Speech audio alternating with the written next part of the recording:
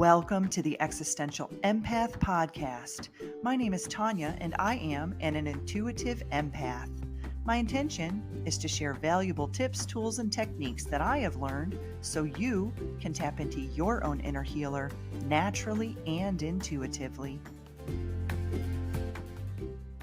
Welcome back, everyone. Today I have guest Dr. Nathan Riley. Nathan is a board-certified OB-GYN, founder of Beloved Holistics, and host of the Holistic OB-GYN podcast.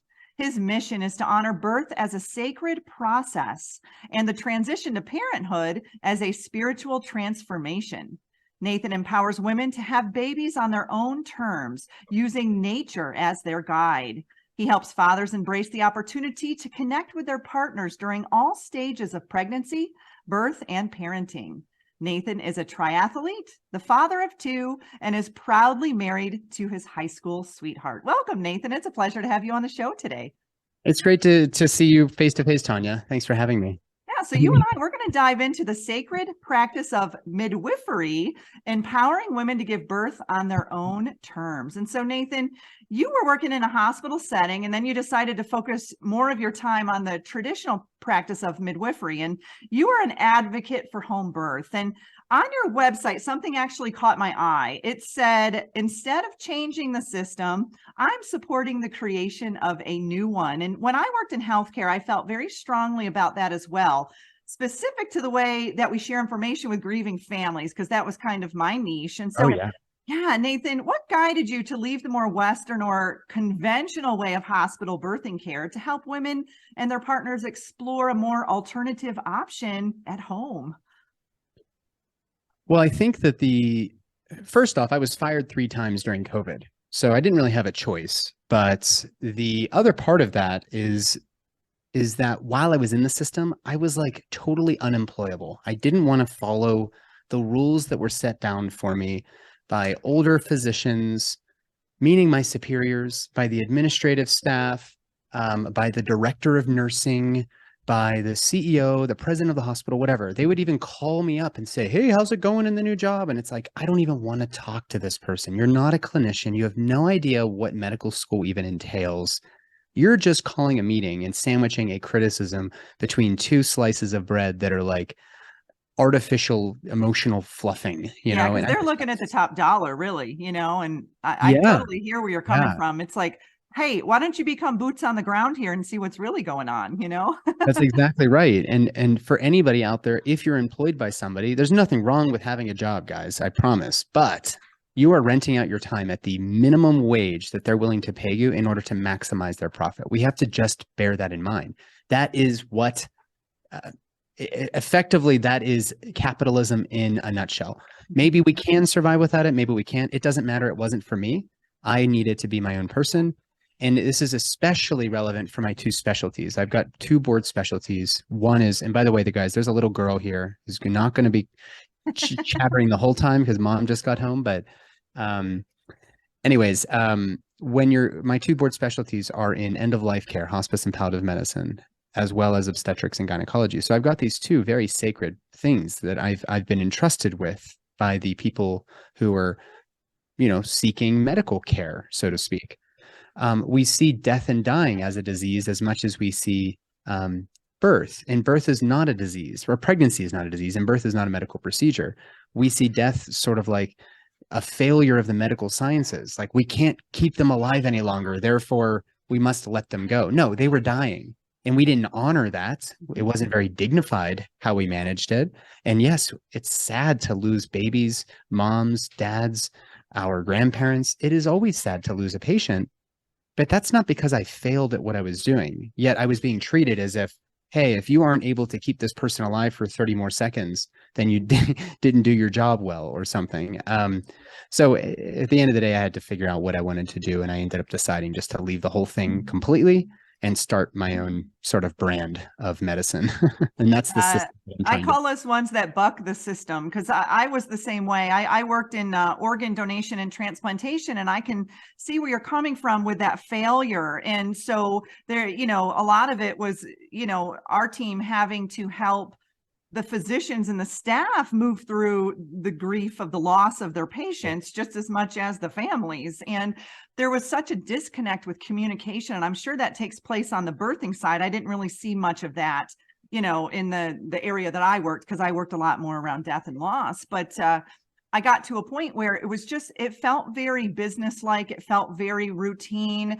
There was a disconnect between the compassion that I wasn't seeing that. And I could see the staff crumbling all around me. Everyone was just struggling with such compassion fatigue, burnout to infinite levels. I mean, it wasn't even just a little bit. I mean, this was taking it full throttle. And Nathan, I wasn't even in there during COVID. I can only imagine what that whole scenario was like. And so, I had a death doula on the show last week. So I want to talk about that. What is a birthing doula and what's the difference between that? I had never heard of the concept of a death doula. I didn't even know that was a thing. And so I want us to talk about doulas and midwives and all these other options that women or families have to birth a child or bring a child into this world that doesn't have to be at your conventional hospital.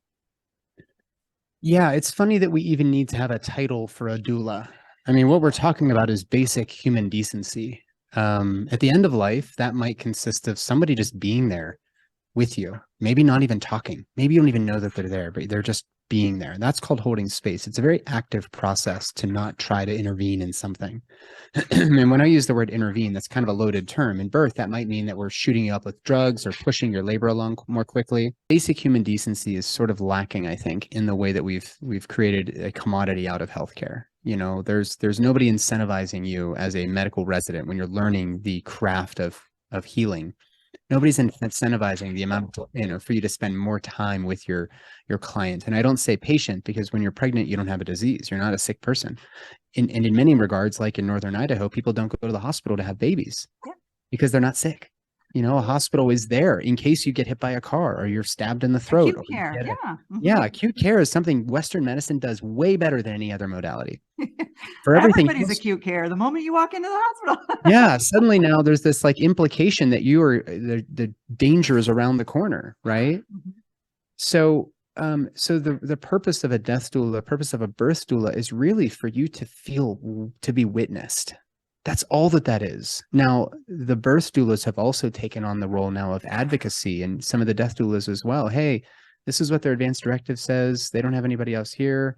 I got to know this person really well. Maybe we should consider X, Y, and Z. There is a little bit of advocacy there, but in birth work, we have become so challenged by this medical industrial complex that advertises this sort of elusive safety that most people who go there feel like they're not really being honored. Their wishes aren't really being honored. And if they bring a birth plan, they're being kind of scoffed at, laughed at.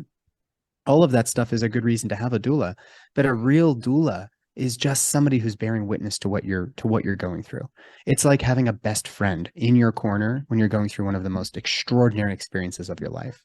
So I personally think that everybody could benefit from a doula, whether it's at birth or at the end of life. And the additional thing I'll say is that these are the two most sacred rites of passage. This is where we actually need to be witnessed the most. I agree.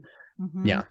And I know, what I was seeing was that even on the death side, palliative care was trying to do the best that they could, but there was only so many of them to be able to do that. And so, there were many times I sat at the bedside while people took their last breath or crossed over. So technically I could have been that death doula at that moment, holding space for someone. And so, when we look at our society, birthing and death, it's happening to all of us, right? And those are the two areas that we're so depleted in, and we aren't honoring. We actually treat our pets better than we treat humans sometimes in the hospitals, right? And so it's hard, especially for me. I was highly empathic and I was picking up on all of the needs of the family, those crossing over, the staff, and it was just, there wasn't enough to give, and I'm sure that that's what you were probably picking up on as well from the birthing side of that. And so let's dive into what is a midwife, and, let's talk a little bit about that. And, maybe there's some misconceptions out there about midwifery, and let's dive into that, Nathan. Yeah, I mean, the big question is, so I'm an OB. I've attended thousands of births. I don't even know how many, honestly. It's like, how many times have you That's had how I felt with death. Yeah. Yeah, I mean, it's like, I don't know, a lot. Like, there's been a lot of births that I've been right there for, watching a baby come out through the portal and this person become a mother. I mean, or a father. I mean, it's pretty awesome stuff. But the big question for most people is, how on earth could I have honored my wife's wishes to have a home birth for a second? So we had a baby in our bedroom. The whole labor was like less than 2 hours, and we were doing a style of breath work when the baby emerged. Like, it was a very for me, it was like sheer ecstasy. It was like how I hope everybody can feel that happy at some point in their life, because it wasn't just joy. It was this like exaltation, just an incredible feeling. So That DMT people, kicking in. oh my God, yeah, and like they're on their own little acid trip, and we're all on our little oxytocin acid trip. I mean, it's wild. So when people know that about me, they're like, that's why people call me the heretic of birth and death. Like, I love that little moniker, because it's exactly right. It is heresy for an OB-GYN to honor a home birth. When I was in training, the midwives, people having home births, people having free births, they were like, how irresponsible could you be? And so I started I going to even home had a births. friend say that to me this past weekend, because one of her friends had a home birth, and it was like, oh, she had a home birth. And I'm like, I probably know more people that have had home births than Yeah, hospital births, yeah. really. At this point, that's my whole social network. I don't know anybody that I'm good friends with who's choosing to have a home birth. I mean, I'm sorry, a hospital birth. They're all trying to have a home birth or at a birth center, which are both considered out of hospital. And then sometimes it doesn't matter how well you prepare. Sometimes you just have to transfer to the hospital, and that's okay. You tried your home birth experience, it didn't work, or even your free birth experience, which is no birth attendance, it didn't work, and you moved to the hospital. Big deal, not a failure. Did you Um, see a shift during COVID of more home births than way, hospital births? way Did you more. see that? Yeah, there was actually far less people going to their OB-GYN's clinics, because they weren't permitted to be in the waiting rooms. Like, they weren't even offering the opportunity to go to the clinic. And this is in a very, very stark contrast with what we're used to seeing in OB-GYN care, where you're going to the doctor every 2 to 4 weeks for the entire pregnancy, and they're getting the ultrasound, they're doing the urine stuff, they're asking about all these questions. And now nobody's going there, and it's not like we had a bunch of babies dying. If anything, we saw an increase in the miscarriage rates due to the thing that was rolled out and that everybody was really confused about.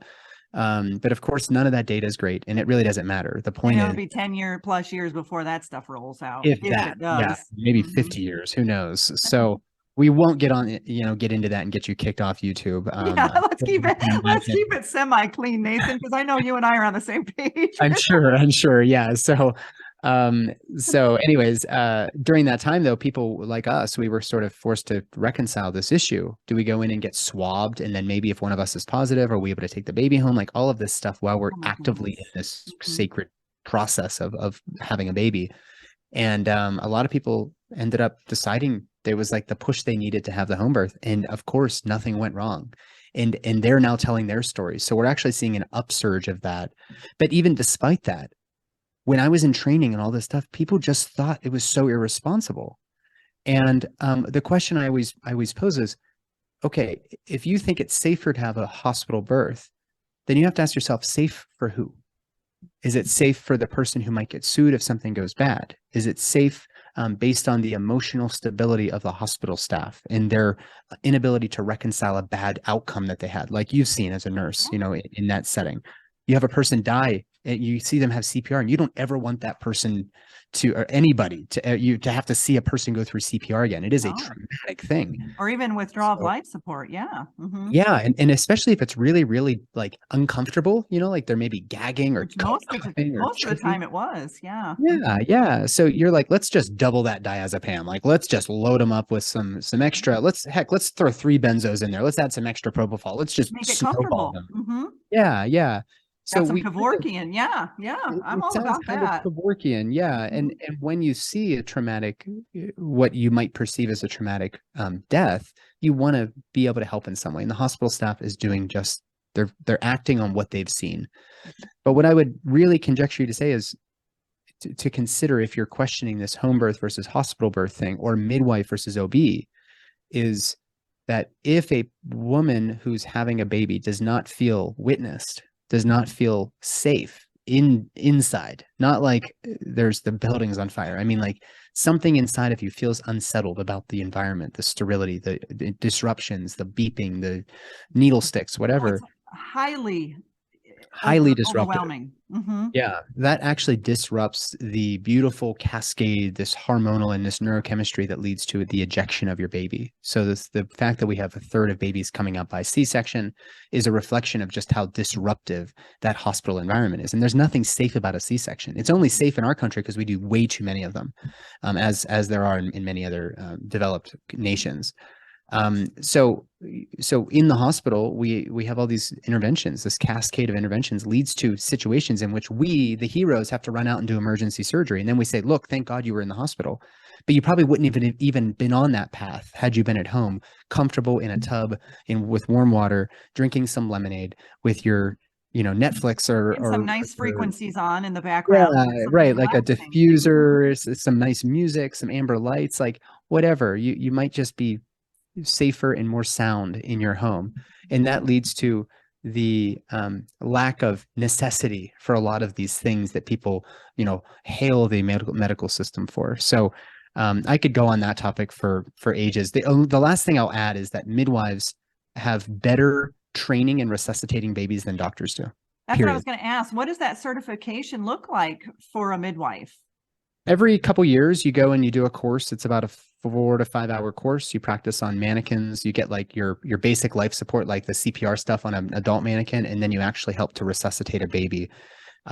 There's like a basic level, and then those of us who attend birth, we go through a much more regimented, sort of sophisticated training where we actually, will be giving oxygen sometimes, or even giving pressurized breaths to the baby.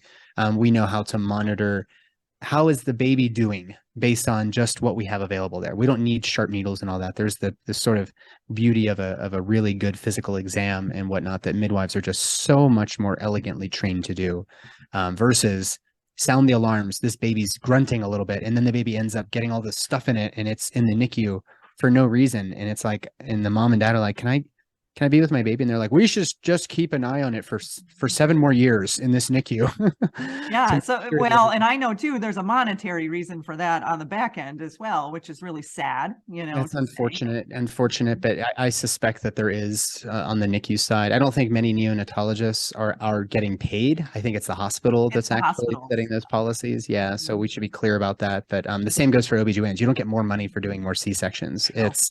Um, it's more of an efficiency thing sometimes and a fear of liability and also the culture of the practice of your colleagues. If you do things differently from the other 5 doctors that you're working with, they're just going to find somebody to replace you. You're not that important. It's true. And, top of the line is its length of stay. That was huge when I was working at the hospital. They would always be talking about length of stay and can we turn over this bed? And, working with an organ donor, we could be in there for anywhere from a day to 7, depending on how long we have to Oh maintain yeah. the Well, like a function. And liver so transplant, I mean, they might be in there for weeks. Like this is exactly. a And high, so that high brain dead morbidity. donor, they wanted to turn it around quickly, but we were always advocating for the family as well, and so, but that length of stay was big, because they were making money off of that Yeah, and they aren't yeah. making money off of someone who's brain dead. Oh, I mean, yeah, you're totally right. Yeah. But yeah, I remember when I still was in the hospital system, I remember every single day in the staff lounge, like the doctors, the nurse practitioners, the APRNs, they call them, all of the providers, which is a business term. Everybody, you are a midwife, own it, be a midwife. You're a nurse practitioner, own it, be a nurse practitioner. You're a physician, own it. RN, own it. You're a fucking nurse. That is awesome. Be a nurse. You went through a lot of schooling to get there. Yeah, yeah. And you spend more time with our patients than anybody. It's so awesome that you're a nurse. Thank God you're a nurse. We need Um, you. but anyways, in these lounges, they would always have a poster up there, and I think they had like it was like a whiteboard, so they could change the number to say what our census was at on a daily basis. And it was always to encourage everybody in there to get their patients out of the hospital. Yeah. Hmm. Doesn't matter if you're better or not. Let's just give them their meds and get them out the door, because we're not going to make any more money on them if we're just It's sad. managing And their Nathan, guess how many? We had several donors that people would get pushed out of the hospital and they'd have a heart attack in the parking lot and ended up resulting in a donation. And it was terrible. It was absolutely terrible. And so, and I guess you and I, it's like we're seeing both sides of the spectrum here, the birthing and the death process. I'm wondering, when you're in that, you're going through the birthing process, you're in that fight, flight, or freeze response, whether you're doing it at home or you're doing it at the hospital. I'm curious what the statistics look like of the children's, nervous system after they're born, because if you're, like you said, in the hospital, you've got all these buzzers, and those drove me crazy. I actually watched a doctor. He had a traumatic brain injury prior. He was a neurologist, and he had his own TBI. Well, when those buzzers went off, I watched him rip the phone off the wall and throw it down the hallway because it was obviously activating those responses within inside of him. And there were many times I thought about doing that. I'm like, just turn those buzzers off. So, what do you know about that? Opposed to hospital setting, just the stimulation that the mother and the baby get, what does that look like from a home birth to a hospital setting? I think with what we know, and I'm going to answer your question in a bit of a roundabout way, because I actually think it's worse than that. It's worse than just the beeps and the bright lights and, all this artificial, all the artificial light, but also the other stressors, the environmental stressors of the bad drinking water, the really crappy hospital food. The radiation. Yeah. The radiation. Yeah. I mean, this hospital, in addition to all of those things, is so high wired that it's like literally vibrating. Like there is an electrical pulse coming from this hospital, and every moment that you're in there, whether you're in the operating room, you're trying to get sleep in the call room, you're down eating, you're having a baby, you're actively dying, you're being blasted with electromagnetic radiation. And it doesn't matter if you believe it or not. It's not a belief system, guys. It is absolutely dangerous to be blasted with that stuff all day. Like there's no show me the evidence. I don't need evidence. It is not natural for you to be sitting in a microwave at all times, period. So having said that, I think that it's especially important that we consider, if you close your eyes and you imagine having a baby, what would you like that environment to be like? And most people are not conjuring images up of a, starchy gown with an uncomfortable transformer bed and steel bed. Yeah. Yeah. I mean, all the stuff that you experience in a hospital, not to mention anything that we just talked about. So when I was still attending births in the hospital, I would like turn all the lights off. We'd have one light, a headlamp, maybe even on me. And I would just have it on. And if they wanted lights, they could have them on. But most people just want to like go inward, because we don't want to activate the brain. We don't want to, we don't want to activate that fear response. We know in the mammal world that when you activate the catecholamine system, that a mammal, their labor will stop completely. And it's because of this sort of tension between the oxytocin, which pushes labor forward, and catecholamines, which sort of suppress it. It makes sense on the savannah. A lioness would want to hold her labor to get to safety if she heard something rustling in the woods. We're not immune to that. And so most people would imagine lower lights and softer touch and softer voices and little ASRM sort of, Yeah, I love that stuff. And that allows them to just be still. It's very, very hard to do that in a hospital setting, despite my efforts. There's just a lot of protocols and policies that make that impossible. Mm-hmm. Yeah. And so, what are some of the complications that could happen at home birth? What happens if the umbilical cord's wrapped around the neck? These are questions, like I said, I've never had children, but these might be questions that the listeners or watchers have. Nathan, can you walk us through, those things? Because those are things that could create fear. Yeah, anything that can happen in a hospital can happen at home, which is what I think most people are afraid of. But let's start there. So without any interventions imposed, you could have an unmedicated birth in the hospital, an unmedicated birth at home. Chances are things are going to go well. 85% of the time, if not greater, are just going to go fine. As soon as you start adding in those interventions in the hospital, like I mentioned, you actually increase the likelihood of the scariest things happening. In other words, I'll use one example, which is let's say, okay, let's use Pitocin. So Pitocin is the synthetic version of oxytocin, which is the love hormone, by the way, everybody. Oxytocin governs over orgasm, over conception, over the fetal ejection reflex after long periods of surges that are bringing your baby out through the pelvis. It governs over that bonding between you and your baby, as well as the milk letdown reflex. Oxytocin, this love hormone, is everywhere, and your baby can be flooded with that at home. In the hospital, unfortunately, for all the reasons we've talked about, you have a bit of suppression of the effects of this beautiful hormone. And we like to add a fake version of that, which does stimulate the uterus, but it doesn't do any of the other magical things that the love hormone does. So the other downside of using high doses of oxytocin in a continuous way, as opposed to this pulsatile way that you might see in childbirth, is that your uterus actually becomes a little bit tired after a while. Oh, wow. So you're on Pitocin, this synthetic oxytocin, which, hey, it's no different. It's no different, guys. Well, they end up in the operating room, or they end up having their baby vaginally. I mean, like a C-section or vaginally, and their uterus is just so tired that it can't clamp down on itself. Wow. And now we have to do all the life-saving things that I taught, that Mhm. I won't get into. At home, you can have that. You can have a hemorrhage, in which case it is helpful that you have, if you have a hospital nearby, within 20, 30 minutes, ideally. When we had a home birth, we had one that was like 2 miles away. That's great in case that happens. But the likelihood of that happening is way less than in the hospital because of all the things we've already talked about. So the bottom line is that having a free birth is the most extreme pole. Having a very, very medicalized hospital birth is on the other end of that pole. And it's everywhere, everything in between, birth centers, midwife, all of that, really that big gray area is where you have to decide, what is your tolerance for risk? How willing are you to accept that maybe something catastrophic happens and we don't have somebody to help us? The chances are low, but it's also low that you'd be in a car accident. What are we going to do if we end up submerged in our car and we can't break our window? Some people carry like little mallets under their seats so they can bash the window. We don't have one. So we've decided that we're going to take that chance. This is really where radical responsibility and autonomy and informed consent are very, very important for you to understand. What are you getting into here? Are you willing to accept that hospital 2 hours away might be too far to save you and your baby? Yeah. And some people may still say that's okay for me. A risk I'll take. Yeah. And most of the things, like you mentioned, the cord wrapped around the neck, that's actually not an emergency. That is maybe up to 40% of babies in my practice, they have a cord around the neck when they come out. It's not a big deal. They just come through and it untangles and it's fine.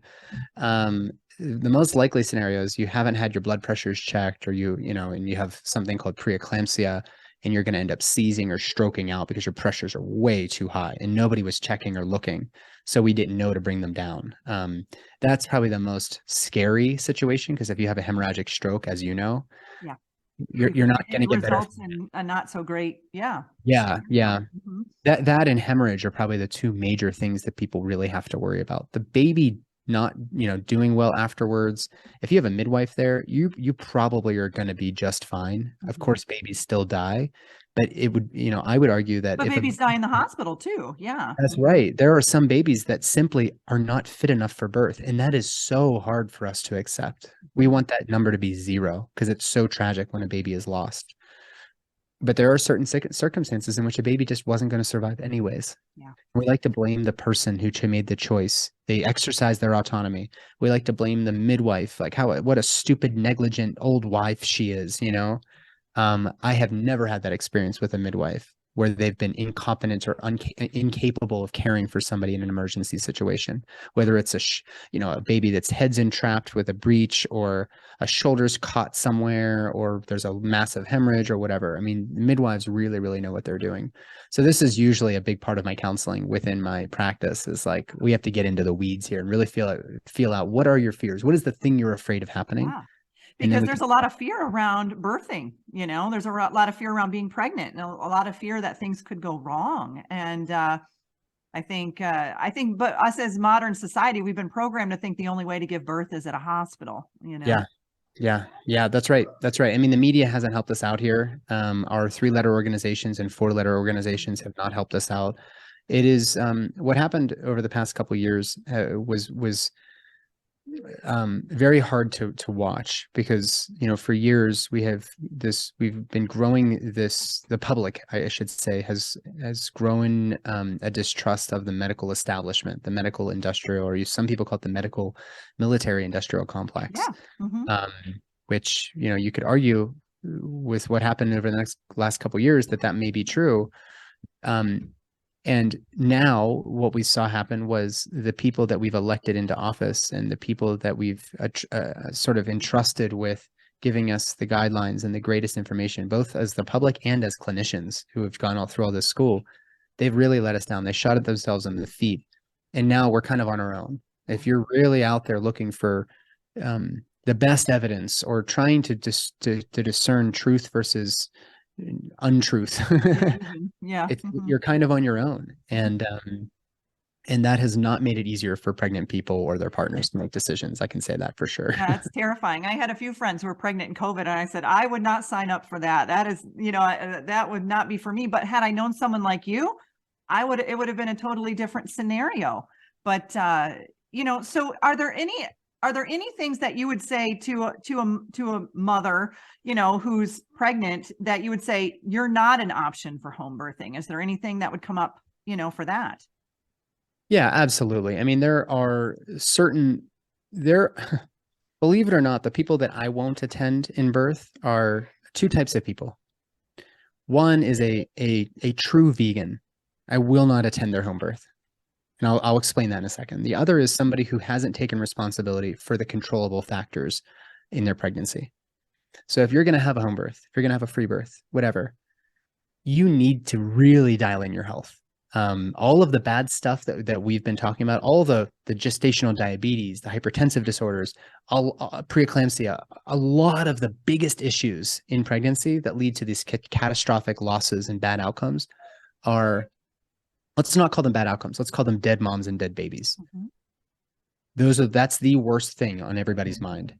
The 99% of the time, it was a condition that could have been prevented, but doctors are not trained in any way, shape, or form to take care of a person as a means of preventing these things from happening. Preventative care, yeah. Yeah, we all say it runs in the family. Well, okay, but it's not just your genes. It's also how you've been living your life. There's been some pretty solid evidence that shows that even if you have friends in your social network who are overweight, that you will also be, obese. So it is really very, very much who you're hanging out with and how you're treating your body. How are you loving yourself through this pregnancy? And even before conception, at least 3 months is what I tell people. 4 months, actually, 120 days.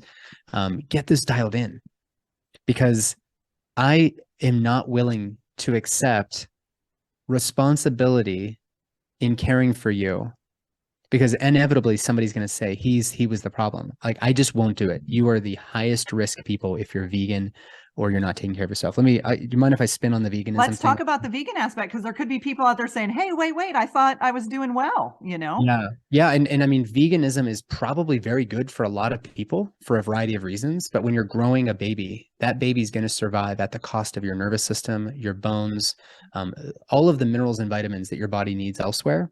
Your baby's going to take that for his or herself. Now, the reason that I don't recommend veganism is not theoretical. Every time that I've attended a vegan birth, and I can count 12, I was counting. You don't recommend it in general? You just don't recommend it during pregnancy?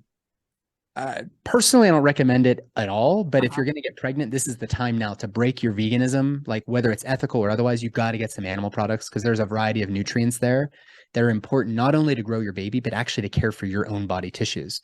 So what has happened in every single vegan birth that I've attended, and I started noticing this in residency. This isn't like a fabrication. Yeah, it was just a trend. Because very few people are truly vegan. Like, some people are like, I eat fish and once in a while, and that's great. That's all that I'm asking. But if you're not eating any animal products, there's not any number of supplements that can make up for the lack of vitamin K2, real folate that you can actually absorb, iron, heme iron, L-arginine, taurine, like these types of, and I'm just listing a couple, these types of nutrients are so critical to your own health and your baby's health. Choline's another great one. And you can't get them in the abundance that you need them from plants. Doesn't mean you can't get them from plants. It means that you're not going to be able to utilize vitamin K in the form of K1 because it hasn't been converted to K2.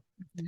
Likewise, if you have an MTHFR, which is a specific gene variation or mutation that 40 to 60% of the population carries, you can't utilize folic acid. You have to be eating folate. Folate. And Mhm. folate comes from organ meats. That is the most abundant source. So Liver. you get your liver encapsulated. I mean, Idaho, you guys have plenty of elk and everybody hunts. Yeah, The liver they is the do. There's prime. plenty of food sources here.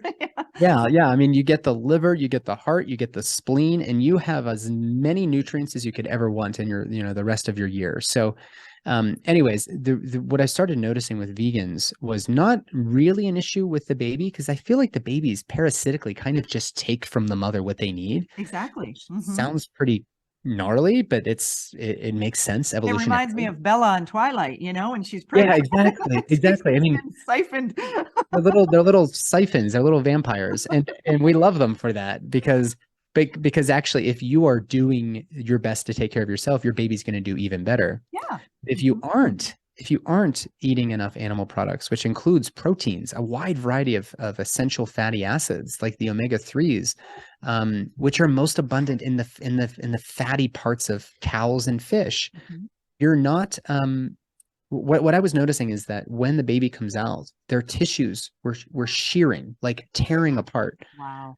versus a very stretchy, The elastic, collagen. Mhm. good skin turgor. Yeah, I mean the Mhm. pelvis itself is so elastic from collagen and all of these sort of fluid-filled compounds that allow this elasticity. But the tissue itself, I was noticing, was kind of like a diabetic's tissues Wow. where you couldn't even suture it together. It would like the needle would just pull through, like tear through. So the actual, so I started noticing that the actual robustness of the tissues was lacking in veganism. So that translated to virtually everything else that happens in the body. I was like, no, I'm not going to do it. I'm not going to attend a home birth if you're vegan. The placentas end up pooping out like but the placenta is like this big, beautiful mass of like almost like a big liver, and their placentas would just fall apart with gravity. It was like, whoa, what is happening here? This is not good. So, apart from me beating those two groups of people up, if you Sorry, have all out there. We aren't here to hurt you. yeah. I mean, I'm just trying to encourage people to consider getting a couple animal products, maybe some eggs, maybe some organ meat capsules that comes from a farmer down the road that it really is really respectful of the cows. Whatever it is, it's going to benefit your pregnancy through and through. But some other reasons I wouldn't attend are if you have two twins that are inside the same bag with the same placenta. It's called monochorionic, monoamniotic. I wouldn't attend them because they can actually get tangled up if you try to attend them at home, or if you try to to attend to them coming through the vagina. Yeah, And if they have really severe range blood pressures, I would want them to be in the hospital because, as you know, we can give IV medicines to rapidly drop your of blood pressure. course. If you have Yeah. a seizure, if you need airway protection, we can do all of that there. But, I've mentioned a couple. There's very, very few instances in which I would say that's an absolute no for me. Yeah. And I wanted to ask that question because there could be people out there who are considering this. And if they're in within those areas that you just talked about, they may want to reconsider, Yeah. that, or Yeah. just reconsider, how their plan of action. Right. And so, Mm-hmm. um, Nathan, can you share with us one of your home birth stories that just you loved, a good home birth story that, maybe it's your son, because I know you said that you had one child in the hospital and one child at home. So is there a birthing story that you'd like to share? Oh, I'll share. So both of the home birth stories that come to mind are very, very short, which is actually a reflection of how healthy the couple was and this baby was. The first is, so I have two daughters. The second is about a year and a half now, and on my wife's due date, what I call the guest date, because you really never know when a baby's coming. Mhm. Her waters opened up around 5 o'clock in the afternoon. My mom was there. Her mom was there. My mom's husband. They took our toddler, took them, took everybody to an Airbnb. We got the birth tub ready and everything. 6 o'clock rolls around, and our friend Sarah, who is an effigy breath worker, shows up and starts this breathing practice for us. And about 45 minutes in, Stephanie starts tapping me And when you do like a somatic type of breath work, you know, you get this tetany, you can start to kind of dissociate from your body. And I was out in Yeah. outer space, but she was very grounded, and she was like, baby's coming. And we were on the bed. We weren't even in the birth tub. The birth team was there. They came up like wide-eyed.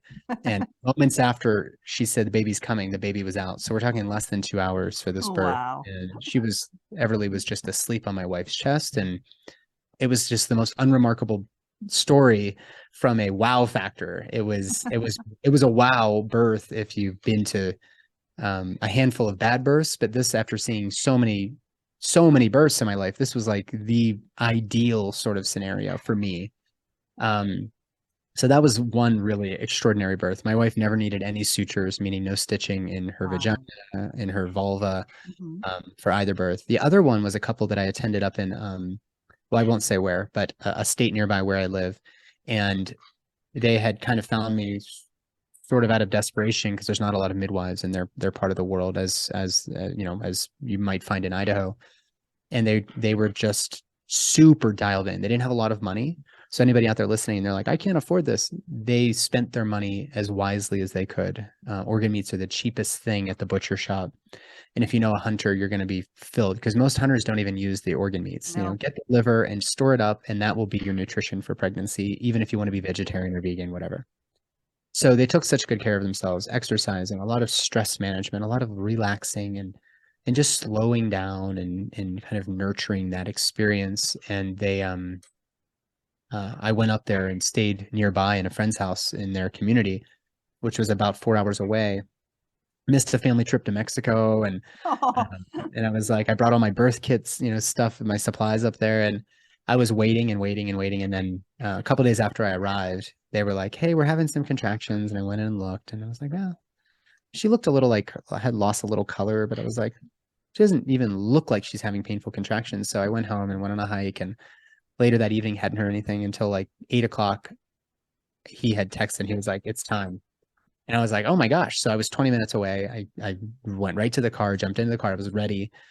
And when I arrived, she was sitting on the floor holding her baby. And What? he was like, you're going to be surprised. And I turned the corner, and there they were. And she was just glowing. I mean, she was a little freaked out. It was like, I can't believe how fast that Like, I happened. just And it did was this like by myself with my husband. yeah, right. So those like little fizzles, those little contractions throughout the day were actually her labor pattern. Like she was just contracting. And that is the way it goes for some people. When you can dial in your nervous system, when you're not distracted, when you're just breathing into that experience, like my wife and I were, things do tend to go better. It doesn't always, you're not entitled to that experience, but the clients that I take care of tend to have those types of births. It's really amazing. Even if I'm not actually at the birth, they'll call me up and be like, we just had this awesome thing. Sorry we didn't call you sooner. It just was so fast, and there was no complications. And that's what I love to hear. I mean, that's really the power of trying to control the factors that are controllable in your life. Yeah, and I think, I had Thea Willette on my show. You and her should team up and do a show together. We talked about getting to the root of infertility and the unprocessed emotions Yeah. around birth and parenting and all that. And she said her first child came out really easy, very easy birth. And then her second, she had several miscarriages in between. And so the second child was very stressful, or it was vice versa. I can't remember. But she said a lot of it had to do with the processed emotions, that she just wasn't, she had a lot of fear, and fear will create the body to go into restriction, Absolutely. right? And Absolutely. so it just, like you said, you really want to work on that nervous system, especially if you're a first time mom and you're scared, just work on what are the fears that are coming up. And so, maybe finding someone who can work with you through that. And that also will help, through the process, through your pregnancy, because fear is one of the things that will lock your whole body right up, no matter what you're doing, And so, yeah, that was that kind of came to me, because that's what I do. I work with people to release their emotions through EFT tapping and the emotion code and, certain things. And there's a lot of women. I've worked with several women actually who've had infertility issues, and I've been able to heal and clear some of the trapped emotions around their fear of being a mom. And then boom, within months, they're texting me, I'm pregnant. And I'm like, amazing. So Yeah. there's definitely those layers to the onion when it comes to, infertility and birthing. And so I wanted you to talk briefly about not post-traumatic, postpartum, and what are your thoughts around that? Because I'm curious. I talked about this with Thea, and I'm really curious to hear what you have to say about it from a doctor's perspective. Well, that postpartum period is a really, I think it's, of course, I've never had a baby. I always have to give people that caveat. They're like, what does he know? And I'm like, I just have a lot of people in my life who are talking to me in the postpartum period. And I have a lot of, I have a fertility program myself, and the people on my team are not other doctors. They're, there's a psychic medium, there's a breath worker, there's an exercise specialist, there's, a metaphysical counselor who uses art therapy, and there's a Chinese medicine practitioner. Like, all of these modalities bring a special little gift. But I would say, of all of those modalities, of course, the OB-GYNs are not the ones that are going to speak, I think, eloquently about this. I think it's the Chinese medicine practitioners that really have a beautiful way of illustrating what's happening. So you're deplete, and this is the time now to nourish yourself, right? And I'm speaking in vague terms, but that literally means stopping and slowing down. There's no badge of honor to get back in your gym and lift, a heavy deadlift or squat or something. Take the time to just be connected and to connect with your baby, yourself, your newborn self. Like, you died and you were reborn as a person who just gave birth. Your partner's gone through this.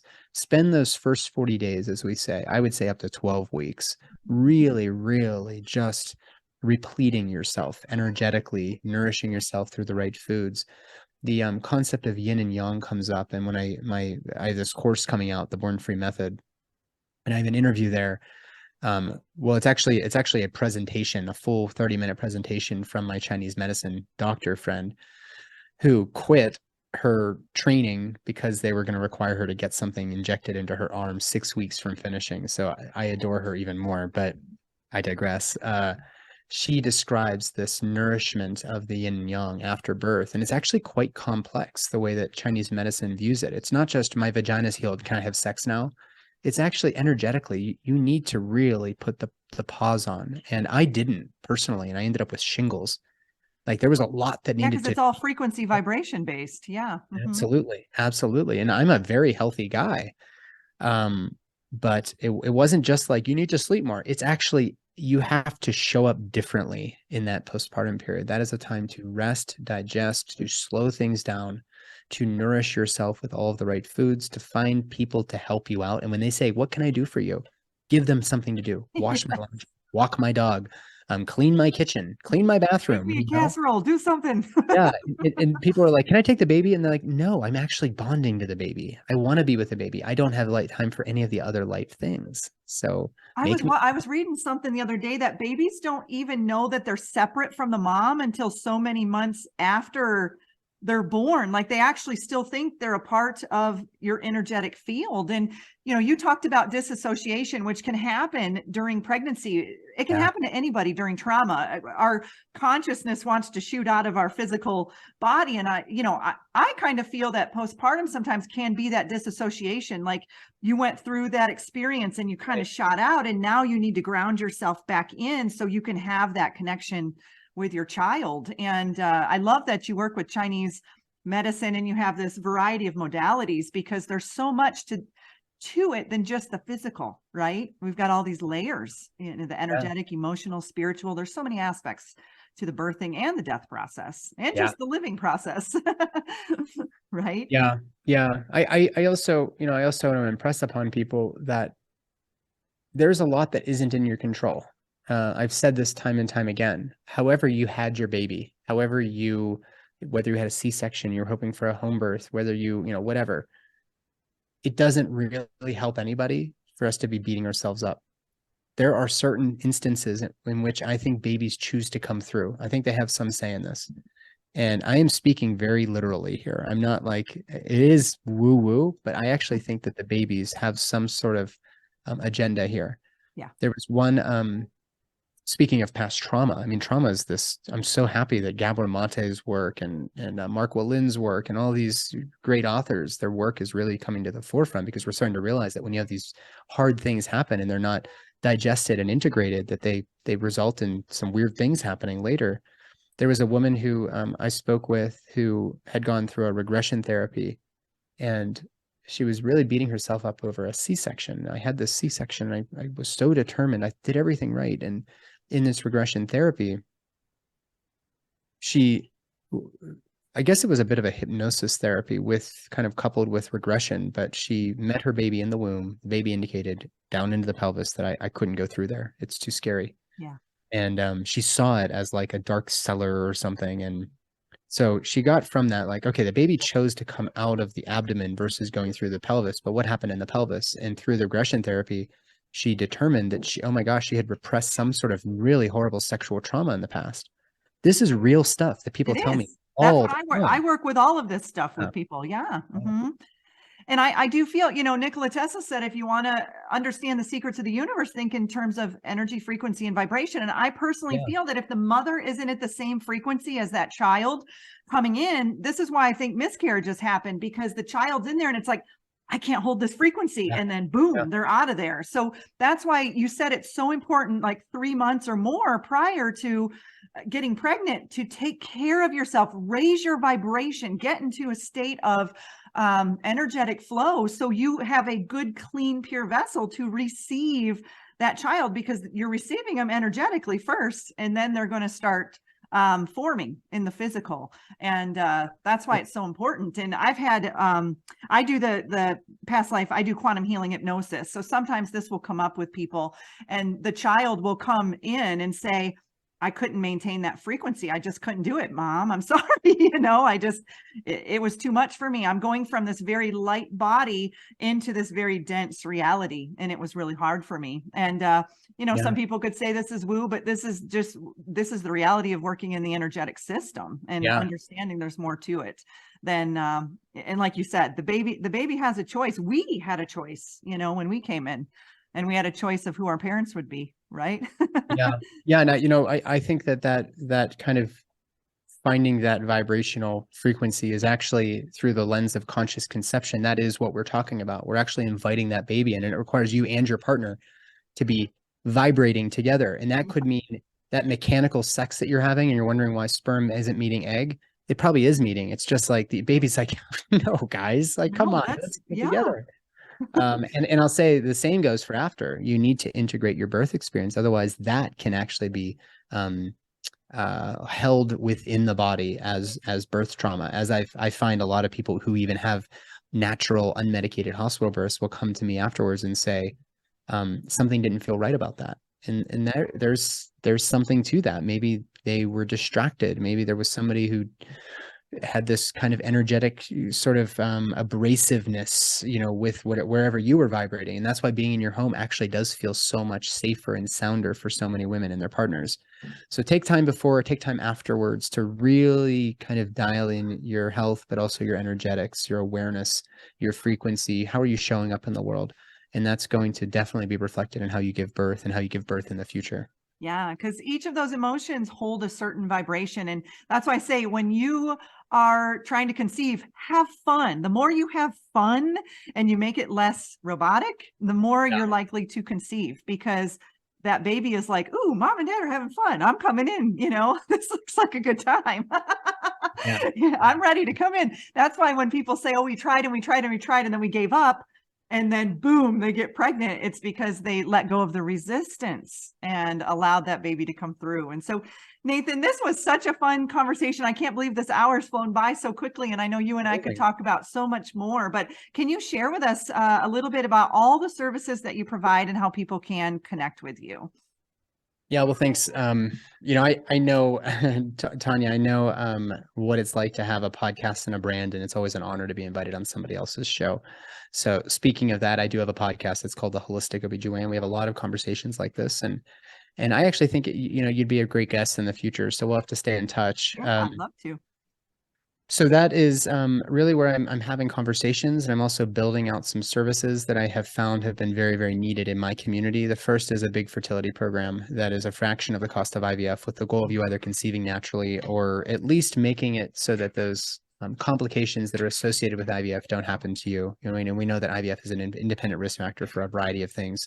Nobody looked upstream though to help you dial in your physical, mental, emotional, and spiritual well-being through diet, movement, lifestyle, meditation, all of that stuff.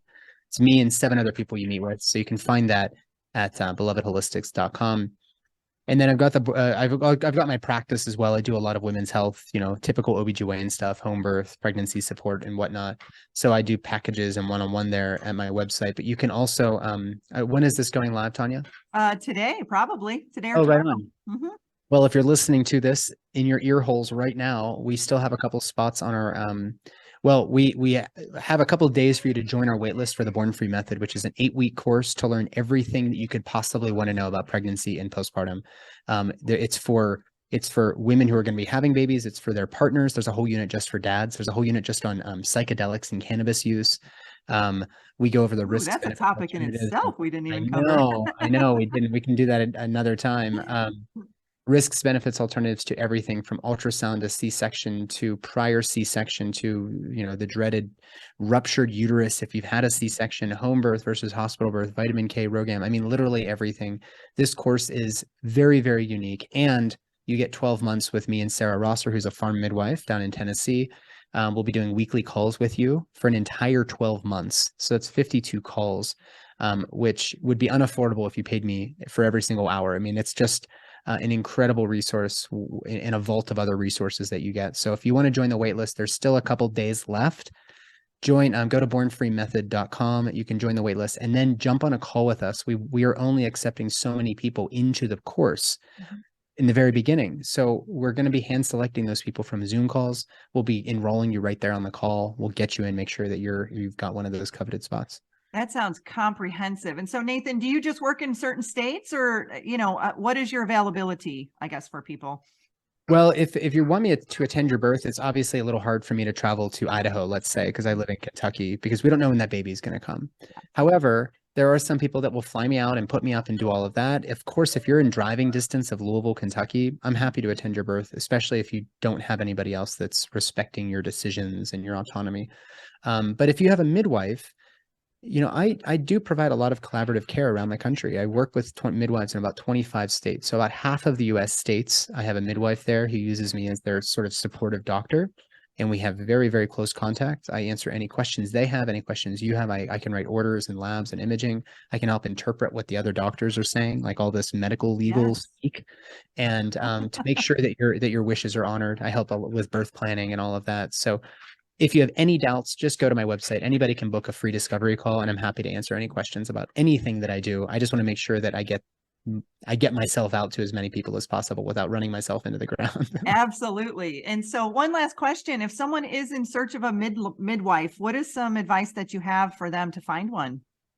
There are a couple really, really great ways, I think. First off, if you reach out to me, I've got a big network of midwives that I trust.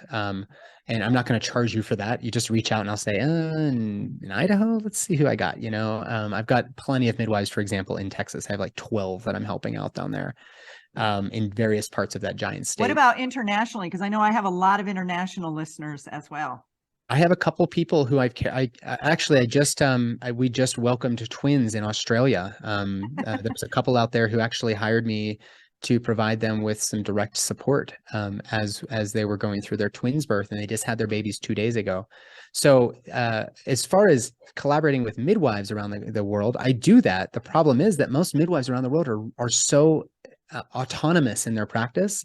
They don't even need doctors to sign off on orders and whatnot. But if you're out there and you're a birth worker and you want to have some insights from me based on what I've talked about, I'm happy to have anybody in that collaborator program, or to be supportive for you if you're going to be pregnant in the future. If you're a future dad, I do a lot of counseling for dads. Which is so needed. Oh my God, that is becoming 50% of my time, Tanya.